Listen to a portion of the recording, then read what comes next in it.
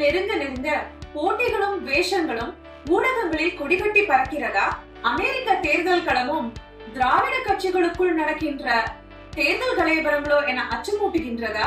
அமெரிக்க அதிபர் தேர்தல் களம் 2016 இந்த வாரம் என்ன நடந்ததுன்னு பார்க்கலாம்.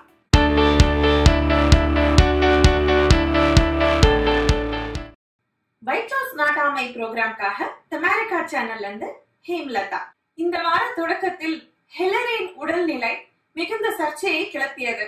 அது மட்டுமல்ல, ட்ரம்புடைய மெடிக்கல் ரிப்போர்ட்டை கேட்டு டெமோக்ராட்டிக் கட்சிகள் சர்ச்சைகள் எழுப்ப ட்ரம்பும் தனது 2 பக்க மெடிக்கல் ரிப்போர்ட்டுடன் வலம் வந்து கொண்டிருக்கிறார். ஆக மொத்தத்தில் இரு கட்சி வேட்பாளர்களும் சிறந்த மனநிலையுடன் இந்த நாட்டை ஆள தகுதியானவர்கள் என்று மருத்துவர்களும் சொல்லிவிட்டார்கள். தேர்தல் கணிப்பில் அதிக பாயிண்டுகள் வித்தியாசத்தில் முன்னணியில் இருக்க வேண்டிய ஹிலரி ஏன் தடுமாறிக் கொண்டிருக்கிறார் என்று அவர் கட்சியினரே திகைக்கும் அளவிற்கு ட்ரம்ப் முன்னேறி கொண்டிருப்பதாக செய்திகள் வருவது அவர் கட்சியினருக்கு ஆச்சரியமாக தான் இருக்கிறது. இந்த வாரம் ட்ரம்ப் மேல் அடுக்கடுக்கான குற்றச்சாட்டுகளுடன் புதிய விளம்பரங்கள் டிவிகளில் வலம் வர தொடங்கியுள்ளது. சென்ற வாரம் ஹிலரி ட்ரம்பின் ஆதரவாளர்கள் டிப்ளோரபிள்ஸ் என்று சொல்லிவிட்டு தவறுதலாக வந்து விழுந்த வார்த்தைகள் என்று மன்னிப்பு கோரியது ஹிலரியின் பின்னடைவுக்கு காரணமாகிவிட்டது.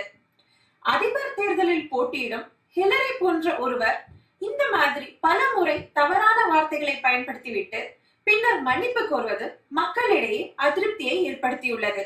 தேர்தலுக்கு இன்னும் 7 வாரங்களே இருக்கும் நிலையில் யாருக்கு தேர்தல் முடிவுகள் சாதகமாக இருக்கும் என்பதை இன்னும் 11 நாட்களில் வரவிருக்கும் அதிபர் டிபேட்டில் தெரிந்து கொள்ளலாம் என்று மக்கள் ஆவலுடன் காத்துக் கொண்டிருக்கிறார்கள். ஒஹாயோவில் ட்ரம்ப் முன்னேறுவதை நிறுத்த செனட்டர் எலிசபெத் வாரன் மற்றும் பெர்னி சாண்டர்ஸ் இவ்வார இறுதியில் அங்கு முகாமிடுவார்கள் என்று டெமோக்ராட்டிக் கட்சி தெரிவித்துள்ளது. அங்கிருக்கும் இளைய தலைமுறை மற்றும் மைனாரிட்டி ஓட்டுகளை ஹிலரி பெற்றால்தான் அங்கு முன்னேற முடியும் என்ற நிலையில் கடனில்லா கல்லூரி படிப்பு ஆயுதத்தை அக்கட்சி மக்களிடையே பேசி வருகிறது. சென்ற முறை மிட் ராம்னி வெற்றி பெற்ற 24 மாநிலங்களுடன் புளோரிடா, ஒஹாயோ மற்றும் நார்த் கேரோலினா மாநில வெற்றிகள் ட்ரம்புக்கு ஆதரவாக இருக்கும் பட்சத்தில் அதிபராகும் வாய்ப்பும் அதிகமாக அவருக்கு இருக்கிறது என தேர்தல் கணிப்புகள் வெளிவர தொடங்கியுள்ளது. நெவாடாவில் ட்ரம்ப் சிறு நூலிழையில் முன்னேறி இருக்கிறார். கொலராடோவில் இன்னும் தத்தளிக்கும் நிலைதான் அவருக்கு.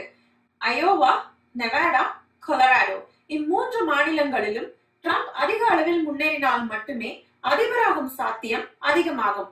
அதே நேரத்தில் பென்சில்வேனியாவில் வென்றால் அம்மூன்று மாநிலங்களில் தொலைத்த எலக்டரல் ஓட்டுகளை ட்ரம்பால் சமன் செய்துவிட முடியும். ஆக மொத்தத்தில் இந்த வாரம் இரு கட்சிகளுக்கும் ஒரு சவாலான வாரமாகவே அமைந்துள்ளது. கொலின் பாவலின் இமெயில்கள் ஏற்படுத்தியுள்ள பரபரப்பும் வரப்போகின்ற டிபேட்டும் மக்களிடையே அதிக கேள்விகளையும் ஆர்வத்தையும் ஏற்படுத்தியுள்ளது. யாருக்கு அதிக ஓட்டுகள் கிடைக்கும், மக்கள் யார் பக்கம் என்று இன்னமும் தீர்மானிக்க இயலாத நிலையில்தான் இருக்கிறது அமெரிக்க அதிபர் தேர்தல் களம். இன்னும் ஒரு நிகழ்ச்சியில் உங்களை சந்திக்கும் வரை உங்களிடமிருந்து நன்றி கூறி விடை பெறுவது ஹேம்லதா from அமெரிக்கா சேனல். அந்த ஏரியா இந்த ஏரியா எந்த ஏரியாவா இருந்தாலும் நம்ம அமெரிக்கா சேனல்ல எங்க ஏரியா ப்ரோக்ராம் பார்க்க மறந்துடாதீங்க. இனிமேல் வாரம் அமெரிக்காவில் இருக்கிற ஒவ்வொரு ஊர்களை பற்றியும் அந்த ஊரில் நடக்கிற சுவாரஸ்யமான விஷயங்கள், மக்கள் எப்படி என்ன பண்ணுறாங்க அப்படிங்கிறத தொகுத்து நான் வழங்க போகிறேன். So don't forget to watch me on the America channel, எங்க area program. Until then, this is me, Banu, signing off. Tata, bye-bye, நன்றி, வணக்கம்.